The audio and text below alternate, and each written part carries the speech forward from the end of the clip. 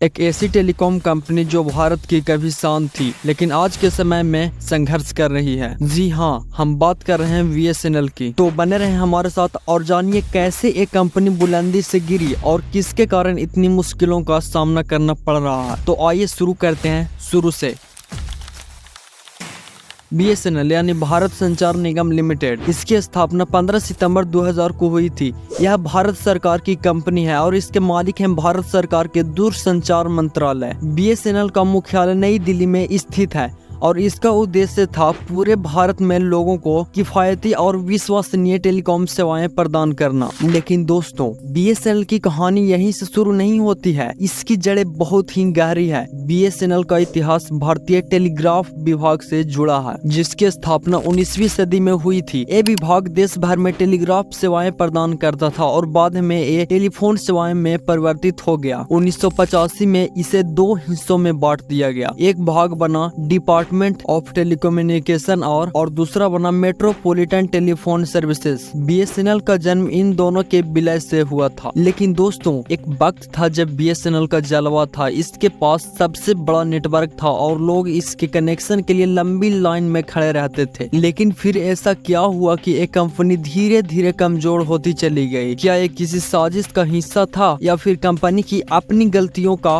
परिणाम? आइए जानते हैं। इसकी सबसे पहली वजह थी BSNL का तकनीकी विकास में पीछे रह जाना। जब प्राइवेट कंपनियां 4G और 5G की तरफ बढ़ रही थी, तब BSNL 3G के जाल में ही फंसा था। ये देरी सिर्फ तकनीकी नहीं थी, इसके पीछे कई प्रशासनिक और नीतिगत समस्या भी थी। इसकी दूसरी सबसे बड़ी वजह थी कंपनी का ब्यूरोक्रेटिक सिस्टम। जहां प्राइवेट कंपनियां तेजी से फैसले ले सकती थी, वहीं BSNL को हर छोटे बड़े फैसले के लिए सरकार से अनुमति लेनी पड़ती थी, जिसके कारण कंपनी की कार्य क्षमता पर बुरा असर पड़ा और ये धीरे धीरे बाजार में पीछे रह गई। अब सबसे चौंकाने वाली बात, बाजार में प्राइवेट कंपनियों का बढ़ता दबदबा। जियो, एयरटेल और वोडाफोन जैसी कंपनियों ने आक्रामक मार्केटिंग और किफायती प्लान के जरिए बाजार पर कब्जा कर लिया। जियो के फ्री डेटा और कॉलिंग ऑफर्स ने BSNL को एक बहुत ही बड़ा झटका दिया। BSNL के कमजोर होने के पीछे एक और महत्वपूर्ण कारण था सरकारी मदद की कमी। जब प्राइवेट कंपनियों ने आक्रामक तरीके से बाजार में कदम रखा, BSNL को सरकार से उतनी मदद नहीं मिली जितनी की जरूरत थी। इसके परिणाम स्वरूप कंपनी को अपनी सेवाएं और इंफ्रास्ट्रक्चर को अपडेट करने में काफी कठिनाई हुई। लेकिन दोस्तों, BSNL की कहानी में एक और महत्वपूर्ण पहलू है और वह है राजनीतिक हस्तक्षेप। कई बार देखा गया कि BSNL के फैसलों में राजनीतिक दबाव का असर पड़ा, जिससे कंपनी की ग्रोथ पर नकारात्मक प्रभाव पड़ा। और अब हम बात करेंगे एक और रोचक पहलू की, और वह है BSNL की कर्मचारियों का संघर्ष। जब कंपनी ने आर्थिक संकट का सामना किया तो कर्मचारियों की सैलरी में कटौती की गई